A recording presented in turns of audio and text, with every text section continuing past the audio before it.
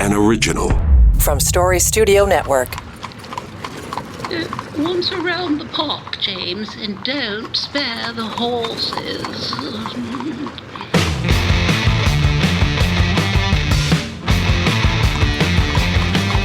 Well, look at that. Half of April in the rearview mirror. It feels like August in this part of the world this past week. We're going to get back to something that resembles spring in Toronto next week, which is fine with me. I was at the arena playing hockey with the old boys this week, and we were all complaining about the heat and humidity. It sounded like, Statler and Waldorf sitting on the bench there feeding the pigeons. So that's about what it's come down to. Welcome in. Here you go. It's your weekly edition of On the Ledge, your Ontario Politics podcast. John Wright in the room. Keith Leslie here. I'm Dave Trafford for Story Studio Network. And last week, took the Friday off because of the Good Friday holiday. But there is a podcast in the feed for last week. And what we did is I dipped back into the archive and pulled out an episode from the 2030 Project that talked about guaranteed income, and John Wright was featured in that discussion. Woo. And the reason we did it is because of the news from the Daily Bread Food Bank earlier that week that pointed out they have 270,000 individual visits to the food bank on a monthly basis now. That's more than 4 times the number of visits we had pre-COVID. That's where we're at. And so our friend at Daily Bread, Neil Hetherington, and his team, calling on the government to at least reinstate the supports, the income supports that they had during COVID for those people who are on social assistance. At least do that. And that would help curb, mitigate, somewhat slow down the growth and the pressures on the need for food banks to be handing out food. Keeping in mind that they do not survive on donations anymore. Was a time when it was good enough for us to, put a few cans in a bag and drop it off at the fire hall. They could sustain themselves on that. Not anymore. They have professional shoppers who go out and negotiate with the grocery stores, spend money on it. And that's the bulk of the food that they need and require. So we dropped that whole thing into the feed because that's the call at Queen's Park. Guaranteed income supplements, something that's going to stabilize life, certainly in this city, in Toronto, but right across the province. So far, a predictably tone-deaf response from the province and saying, well, we did increase ODSP $50 fucking a month. Thank you very much. So I'm kind of stealing the thunder, but it was a really good conversation. John Wright, Sheila Reguer, and Evelyn Forget are involved, and the hows and the whys and the benefits of actually stabilizing that kind of income for people to be able to say it pulls them out of poverty, it cuts costs in so many other areas. So, John, I can tell you want to follow up here on the great conversation we had last week on this. No, but it's to remind people that it was one of the first things the Ford government killed when it came into office, because Hugh Segal had done a major study under the Wynne government, and it wasn't a one-off. I mean, Hugh had championed this as a senator and then out of politics and had a lot of ideas on it. And there was a pilot program and it appeared to be working, but it was one of the first things that the Ford government just cut away. I don't know whether or not that was something that the Premier himself would have had a finger on or not. We were in the Dean French interregnum, which was a pretty brutal era, and things were just being cut and shot everywhere because it had somebody else's hands on it. But the framework is there, and at least there was a pilot that has some evidence on it, and it appears to have been working. And it's one of those things nowadays that maybe the government could bring in. I mean, Doug Ford could do it as he himself could. I mean, he could empathize with people and do something with it.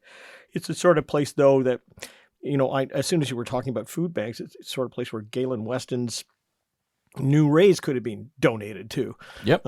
In a moment. Now, just for some perspective on that raise, what was it, $1.8 million raise for Galen Weston? It's $1 million a month now. He's doing $1 million a month. Right, but so that's still less. As if he needs it.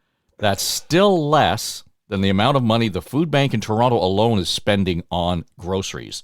They're spending $1.8 $8 million a month on food before the pandemic, or it was 1.5 a year.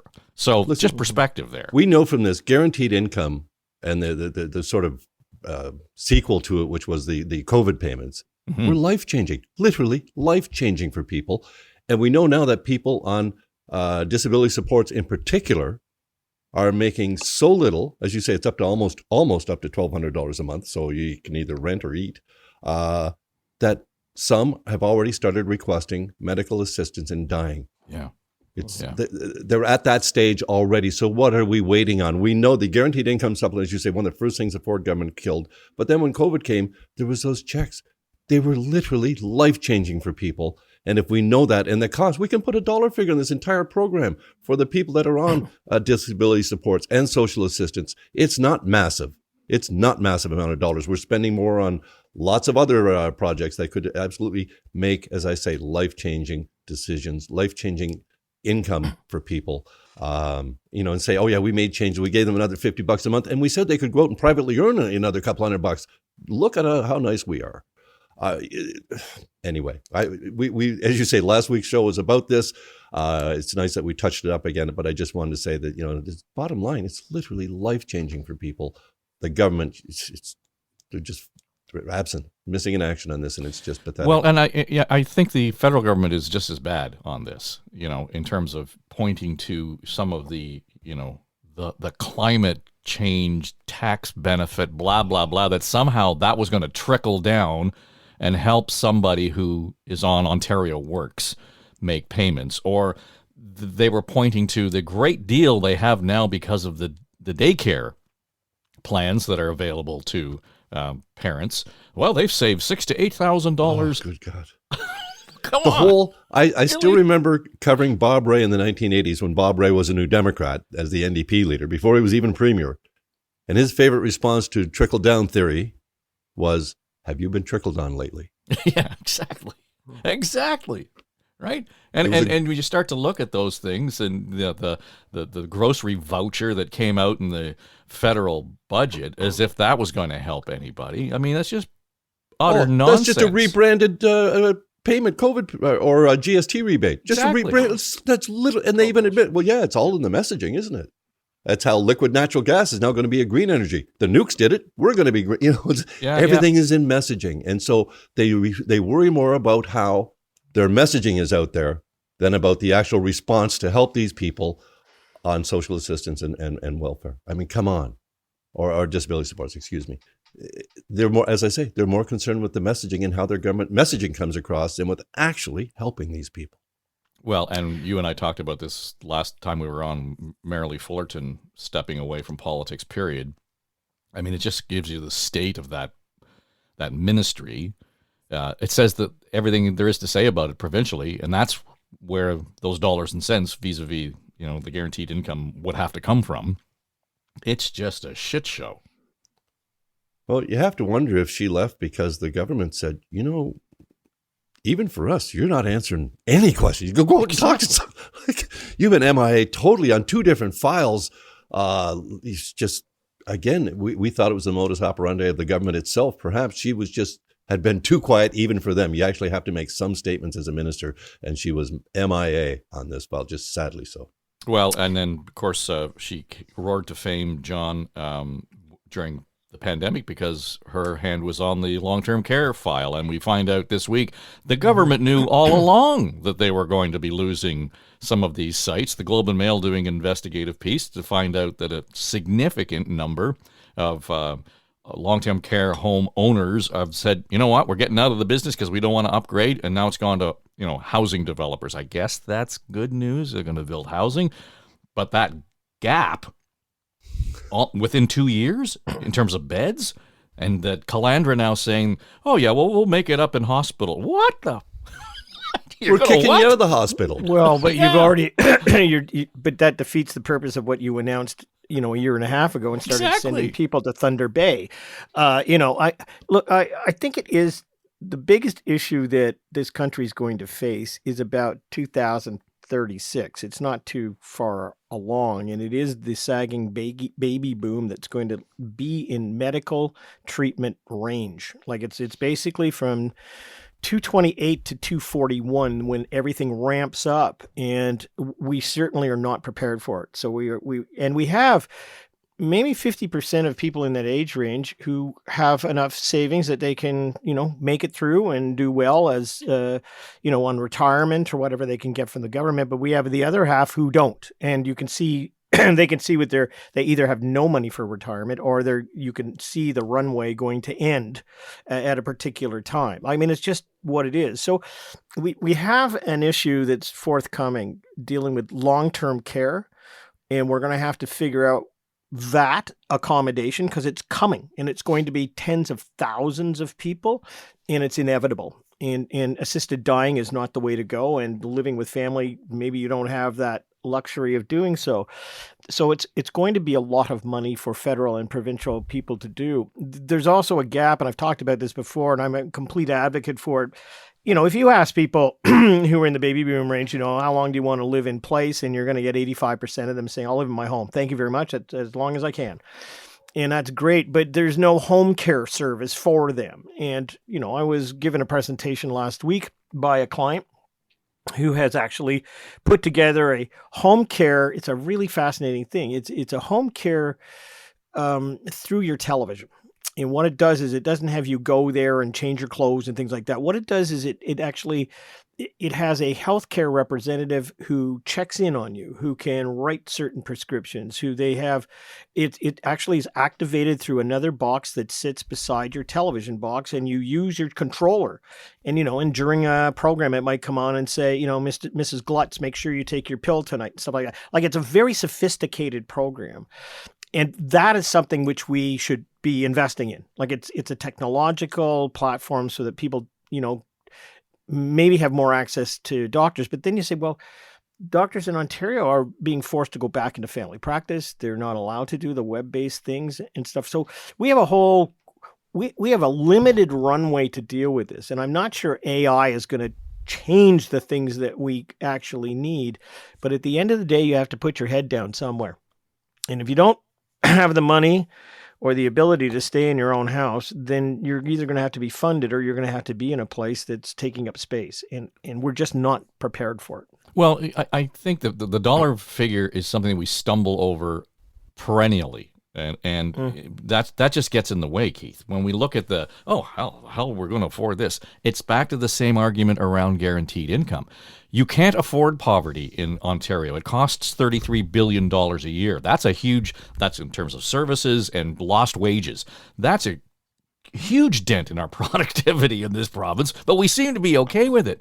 If we came up with a guaranteed income, it offsets some of that. If we put the money properly into home care, long-term care, guess what kind of services the pressures would come off? That would be a savings overall if we invested wisely. Doesn't mean invest more. Take what we've got and invest it properly. Well, obviously, the programs need to be adjusted completely. More people obviously want to stay at home, and those that everyone wants to stay home, quite frankly, and live as long at home as they can. It's the dementia patients that cannot. Families you try your best. Our family did it, and eventually Mom just could not come home again. We were incapable of providing the care we wanted to provide for her. This happens to families. And so what's going to happen is that the retirement homes, which are already very high percentage of dementia patients, if we provide enough home care, they're going to become almost exclusively dementia facilities, because other people are going to want to stay home if they have the proper home care. But the situation right now is 60% of the retirement homes, nursing homes in Ontario are privately owned. They had the worst possible outcomes during COVID, the biggest outbreaks, the most deaths, the worst situations. The army had to be called. We all know the horror stories. We won't revisit that. But they were told, of course, they have until 2025 to upgrade their standards to modern standards. This is where they're going, oh, well, heck with that. Do you know how much developers will give us for this land? And so, as you say, conflicting priorities for the Ford government, which wants to build everywhere. But 60%, even if half of them sell up and move on, we need more nursing home beds, and we're going to need more higher care levels of care because of the dementia I was speaking about. What happens if half of these become condo units? At the same time, we mentioned this, the government legislation that we can now force you out of the hospital bed, $400 a day if you don't go to the long-term care the government's choosing, depending where geographically. You may not get a say in that whatsoever. Well, the Ontario Health Coalition and the Advocacy Centre for the Elderly went to court this week on that. They're in the Superior Court of Ontario, saying that, Bill 7, which is what enables this, is called the More Beds, Better Care Act. And the lawyers summed that up as a neon sign of lies, because there will not be more beds and there will not be better care. Bottom line. So hopefully that will get challenged. But this is conflicting priorities. I mean, what are you talking about here? Address this with these private. By the way, there's conservatives on pretty much the board of every one of these long-term care homes, former premiers, the likes of that. They're just going to cash up and walk away. We need these nursing homes. They need to be either upgraded or replaced with more beds. Now, the Ford government is out announcing beds every day, and that's their deflection for this. They are indeed announcing new homes being created. But we're about 60% that's private are about to start folding out, cashing out, literally cashing out, putting the profits well ahead of the patient care because they're just going to take the real estate profits out of it. Can the government do something about this? Who knows? Will they? I doubt it. Well, again, it's back to dithering, really, is what it's all about. Well, selling off to developers. Yeah. This is just their modus operandi. So hopefully the courts will decide that at least this idea of kicking you out of a hospital bed into a long-term care that you didn't choose will be considered a violation of your constitutional rights. Because the lawsuit says they're targeting a very specific group, the elderly and very sick, who can't speak for themselves. Mm-hmm. So hopefully that lawsuit will at least force something going on in the government's hands. But I think they need to address as well these private. What are we going to do then if these homes are existing, if it's the real estate that's valuable, the government then needs to buy it and build, more nursing homes on these sites and then turn them over to a private operator to make let's not go down that road. That 60% figure that's private and looking to cash out is very, very scary at this point. Well, and again, the government admitting this week, we knew this was coming. Mm-hmm. Where was the plan to say, and this is what we're doing about it, as opposed to allowing, to your point, the property to be sold off to developer. And I get it, housing is what we want, but surely we're having a problem here, chewing gum and walking at the same time. I can't imagine the state of the person or the family who now hears that this is going to happen. I just can't. I mean, this is real human stuff, and I don't know whether or not there was even a discussion about, if I were sitting in a cabinet chair and I saw this coming, my first question would be, okay, they can't ramp up and they're going to sell. How much would it cost to actually buy these out, renovate them, and use them, maybe expand upon them? And I don't know whether or not, it's got an inflated price to the building and everything else that goes with it because it is sitting on prime land. I don't know whether or not the government itself says, well, too bad. We can pass legislation that give you half of what it would be worth so that we can, they can do anything pretty much they want. But I don't know, again, what strategy is prevalent because we don't have it out there to look at saying, we hear this constantly that we're going to have these, tens of thousands of beds put in place. And I don't know how, I don't know where. And I think, again, I don't want to say the shiny bauble, and we're going to get to this, but, Ontario Place becomes an incredible distraction where, you don't have to talk about the serious stuff. You can kind of talk about, getting the moving vans over to the Science Center and throw it down to the waterfront with your spa, and make it an attraction. And then, we can use all of that land for affordable housing and stuff like that. I don't know. If you're going to move the Science Center to Ontario Place, I would turn the Science Center into a university or a college, for God's sake, rather than take, whatever it takes to dismantle the damn thing. But it's just, again, some of these serious issues, and especially affecting people's lives the most in these homes. I don't hear what's going to happen. I'm concerned about it because of my own age. And if it were my parents, and my parents have, passed on, but I can't imagine the families who are having to deal with this. I just cannot. Well, you bring up the Ontario Place, and the numbers keep shifting. I hear about, it's going to cost $200 million and then another $100 million for parking. And the last number I saw floated out there was $650 million. Okay, so what could you do with $650 million rather than subsidizing a private sector company to bring in, a spa to Ontario Place? I realize there would be costs to move on the Science Center down there. I don't object to the idea of using that property. It's, public property for housing. But specifically, where the hell are the priorities when you start looking at that, right? Well, but to be fair, the province didn't raise the issue. It was raised by a city councillor who's or a former city, who's running from here. Oh, they're running in the background on it. It's been running for a year, that whole Science Center shuffle, right? They've been talking about this kind of quietly for a while. Anna Bilow, I think, was really smart in picking up on it because it sounds like her idea now. Yeah, but look, I'm going to beat the drum, and I listen to my wife because she's more politically astute than I am on most things. And it's kind of like, yeah, well, the feds in the province are not going to bail out the city of Toronto until they know who they're dealing with. Sure. And so, but we do have priorities, as you say, we have priorities. You're going to spend $1 billion. Let's say it's $700 million. We just finished talking about long-term care homes. There's a whole series of other priorities, bailing out the city of Toronto, who, racked up all this debt, and the city looks like shit, going to shit. It's not a global city anymore. It's a terrible city.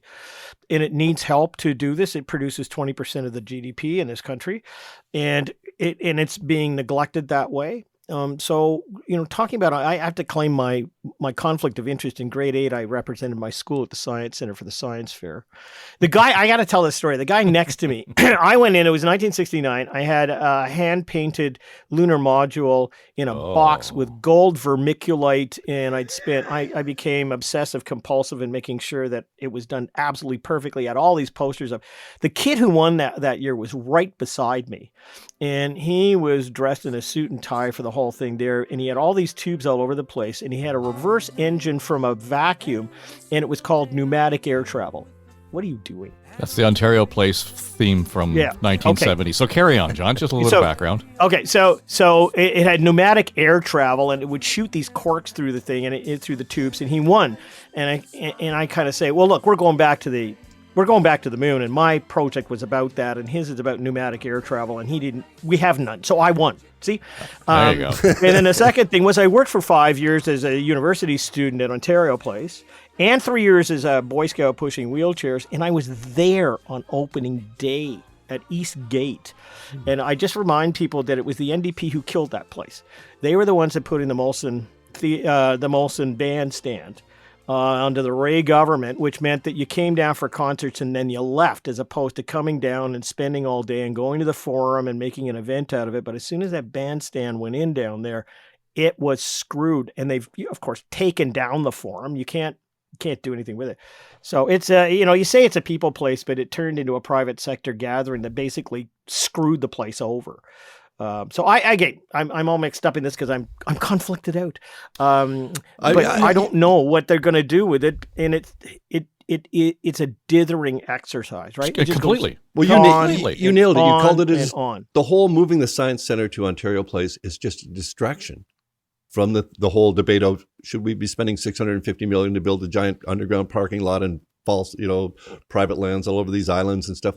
The obvious answer is no one wants this except the government and Mark Saunders, who was paid $175,000 a year to represent this company. I don't understand why it's even being discussed. The idea of moving the Science Center, as I say, to Ontario Place has some merit, I guess, but it also has merit where it's at right now because it's going to be on the new subway line. It's going to be a terminus for the new subway line.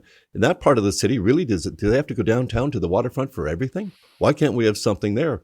I remember as a student in, I think it was grade 7 or 8, when we took our school trip from Dundas to the Science Center and all the way through. This is where I learned more about Toronto. If I just come into the Ontario Place and dashed out again, I wouldn't learn anything about Toronto. Having it where it's at, I think that unique landscape on the ravine, how many houses could you build in there? And again, apparently that's city-owned land. The province leases it. So unless the city wants to move the Science Center down to Ontario Place, I don't see why they would. It's a good hub. The announcement's coming Tuesday. It sounds like that. It's a done deal. That leaving the barn. It sounds like for sure, right? Again, well, that's just a great. So we can have that debate instead of talking about whether this Therme spa should be going in there and building their giant barn and all that, which is just ridiculous. To John's point, right now we're talking about all this accessibility and making it affordable for families. If the price tag they're talking about to get into the spa is like $40 a head, I don't know, that just makes it unaffordable for a family if, in fact, it's family-oriented at all. It's so vague. I'm not quite sure exactly what I'm buying when I get the ticket, one. Two, they're going to spend more money to upgrade the concert site, right? And that's Live Nation. Yeah. So there's two exactly. huge international companies that are getting government handout on prime property. And slices of every piece of the action going forward. It's crazy. It's just insane. And John mentioned about the Forum, the music venue in the round that circled it and the little grassy hills around it.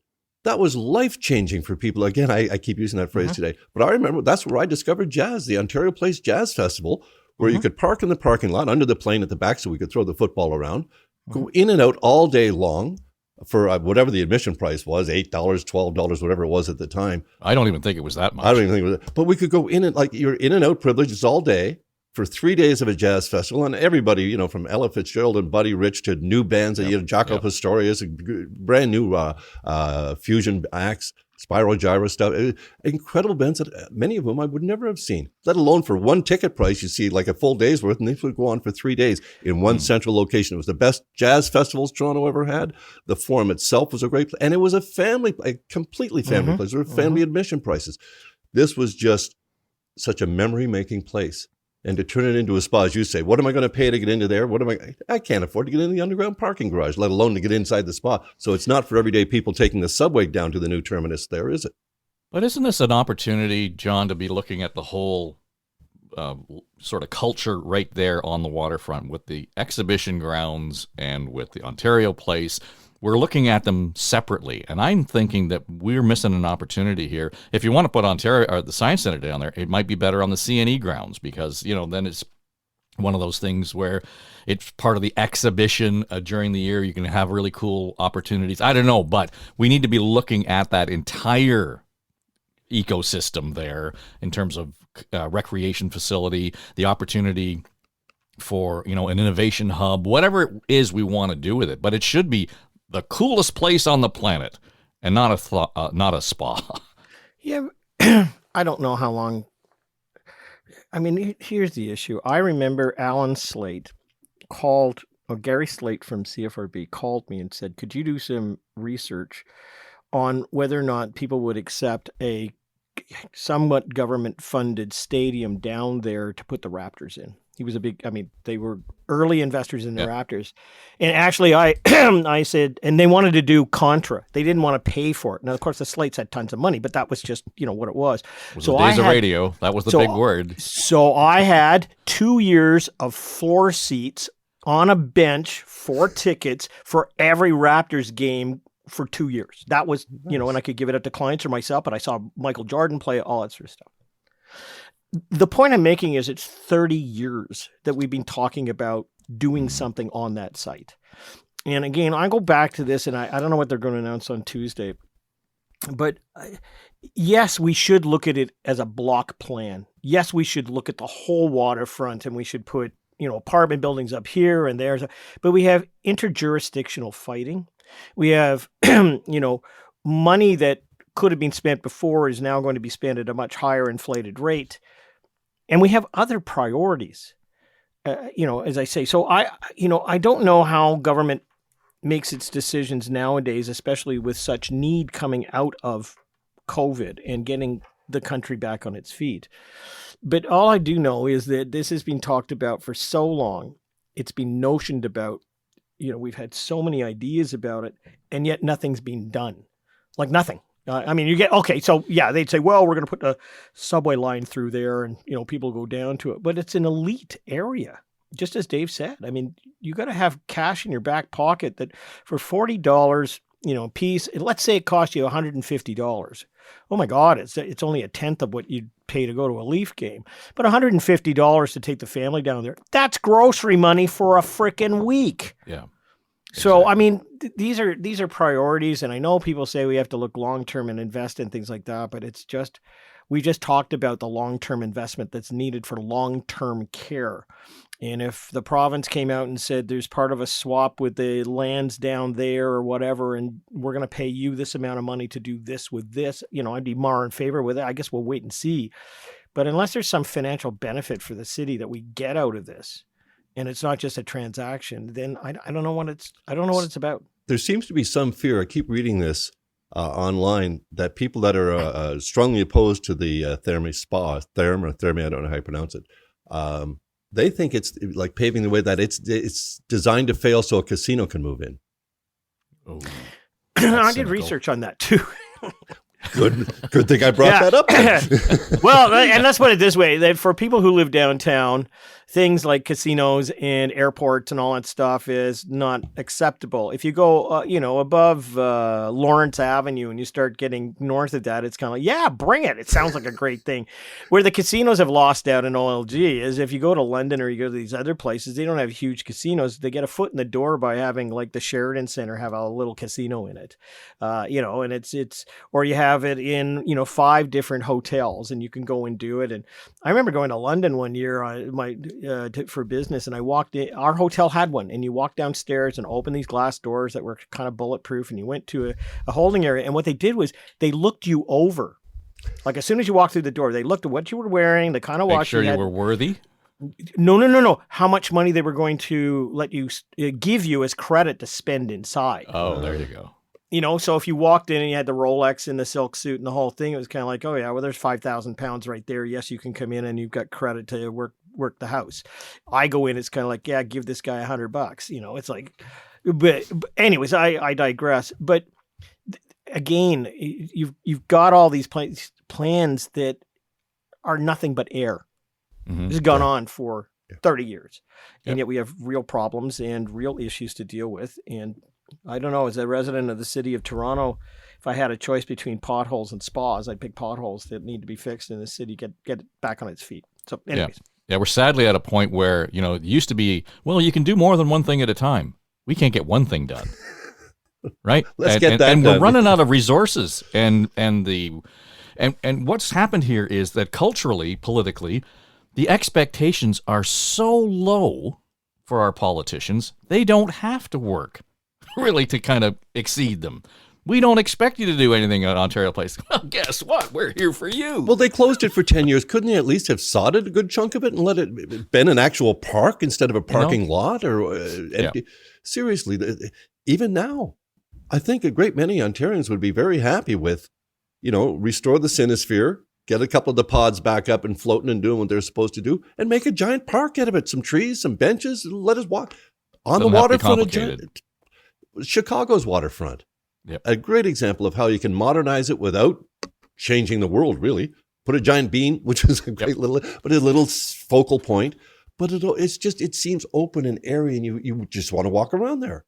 But even in Chicago, remember the debate around what the hell are we doing spending all this money on a chrome bean? And it becomes this signature, spot now for tourists to go to and kind of look at themselves in the reflection. It's hilarious. Well, the bean versus that giant duck, which is apparently coming back this year. I'd go for the bean. I'm just saying. I hear you. Listen, guys, nice weather here. I know that you're probably looking at some spring weather down your way, Keith. It was beautiful. It's up to about 9 today. It was 15 and 14 earlier in the week. So for here, that's darn good in April. We'll take it. Yeah, we were complaining because it was like 29, 30 degrees. Yeah, you poor buggers. It's just awful. Hard in the magnolia when the weather changes like that. Enjoy your weekend and get outside and do some of that. What Mom says is get outside and blow the stink off you. So there we go. That'll do it for us on the Ledge, your Ontario Politics podcast. And we'll finish with 1970, Ontario Place. All day, every single day, islands ring with the fun at Ontario Place. Ontario Place, Ontario Place, take a special friend, 'cause the dream never ends. Ontario Place puts a smile on your face. You can play in the sun till the whole day is done. Ontario Place is a magical place. This is SSN. Story Studio Network.